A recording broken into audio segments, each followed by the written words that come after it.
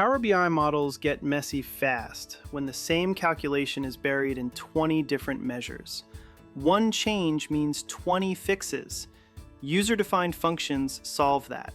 You define the logic once, name it, and call it wherever you need it.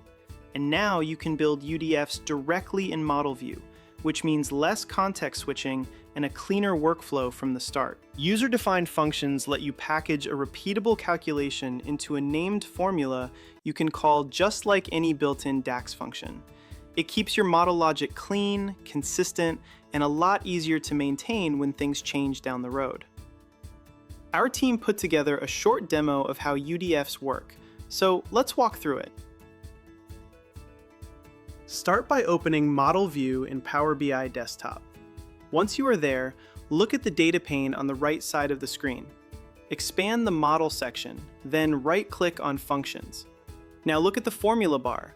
This is where you will define the function. Start by giving it a name. In this example, we are building a function that applies a 7% tax to any sales value, so we are naming it Add Tax. Next, you define your parameter.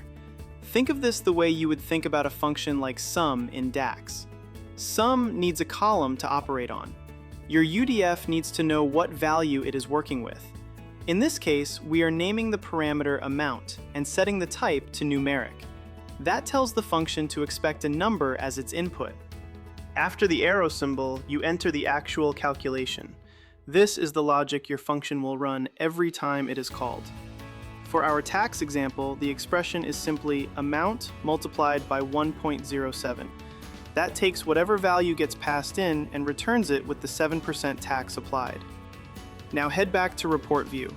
From here, write a measure the way you normally would. When you start typing Add Tax into the formula bar, you will see it appear in the IntelliSense dropdown just like any native DAX function. Select it, pass in the value you want to calculate against, and you are done. Keep in mind that parameter types are set at the time you define the function. If you need to handle different data types, you will need to create separate functions for each. Plan your parameters carefully before you build. Once you start using UDFs, you will find a lot of places in your model where repeated logic can get cleaned up fast. This is one piece of building a more scalable, maintainable Power BI solution. If you want to learn more about how Collectiv can help your organization get more out of Power BI, reach out to our team.